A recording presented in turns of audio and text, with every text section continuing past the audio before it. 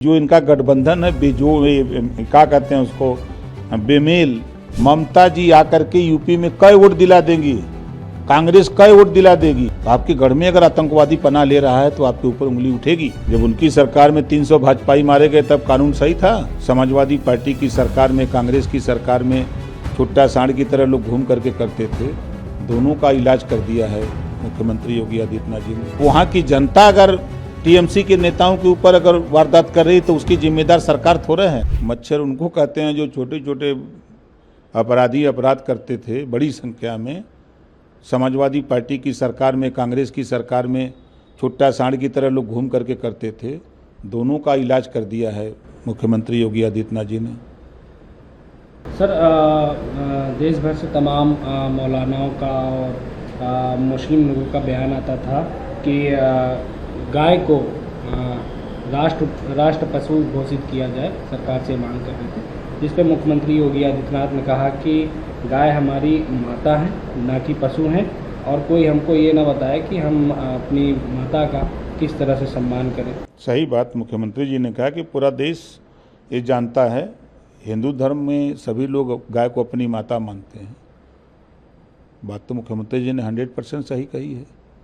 अब मौलाना लोगों की बात थोड़े माना जाएगा।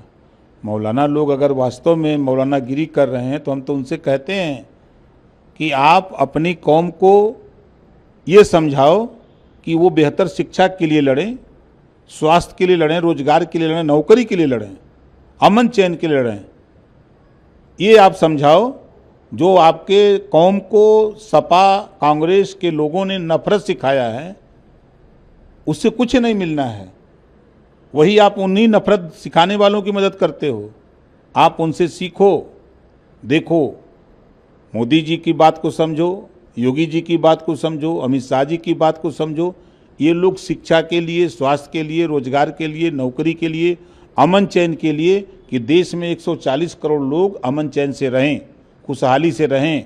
वो अगर बीमार होते हैं तो उनकी बेहतर व्यवस्था कैसे हो, स्वास्थ्य कैसे ठीक रहे, लोगों में रोजगार कैसे ज़्यादा से ज़्यादा डेवलप हो, नौकरी लोगों को मिले, इसके लिए क्यों नहीं पहल करते ये मौलाना लोग। मौलाना लोग खाली उपदेश देंगे तो ये उपदेश अपनी कौम को दें।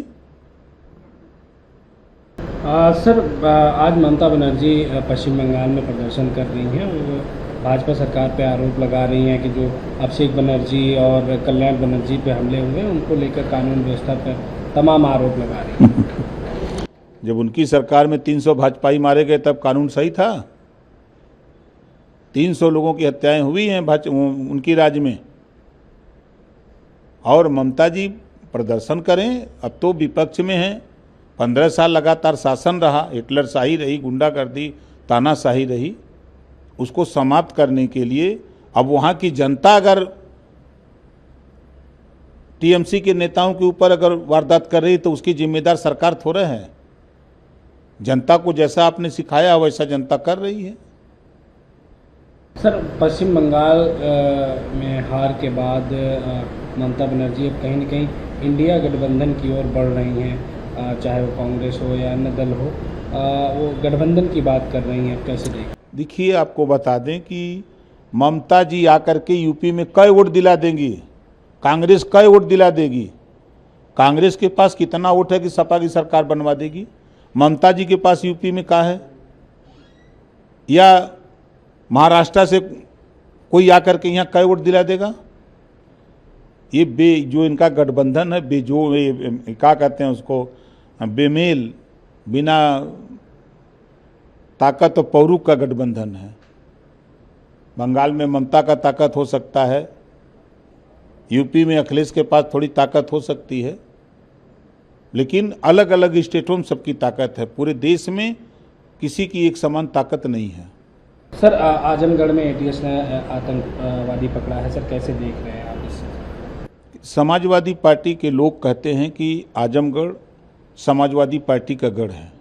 ये सपा के लोग हमेशा चिल्लाते हैं और कहते भी हैं कि समाजवादी पार्टी हमारा गढ़ है, वहाँ कोई चोंच नहीं मार सकता। और समाजवादी पार्टी के गढ़ से आतंकवादी अगर पकड़ा जाता है तो ये तो माना जाएगा कि समाजवादियों का संरक्षण है। समाजवादी पार्टी के गढ़ में अगर आतंकवादी है और उस बात को समाजवादी पार्टी के लोग कहते हैं कि आजमगढ़ हमारा गढ़ है, तो आपके गढ़ में अगर आतंकवादी पनाह ले रहा है तो आपके ऊपर उंगली उठेगी। ऐसा क्यों? कहीं भी आतंकवादी घटना होती है तो एटीएस खोजते खोजते मिलते मिलते वो जाके मिलता है आजमगढ़। पकड़ा गया ना एक ठो अभी। तो ये भैया समाजवादी पार्टी के गढ़ से पकड़े जाते हैं। तो ये समाजवादी पार्टी के लोगों का कनेक्शन है उन लोगों से कि क्या है, इसको बताना चाहिए।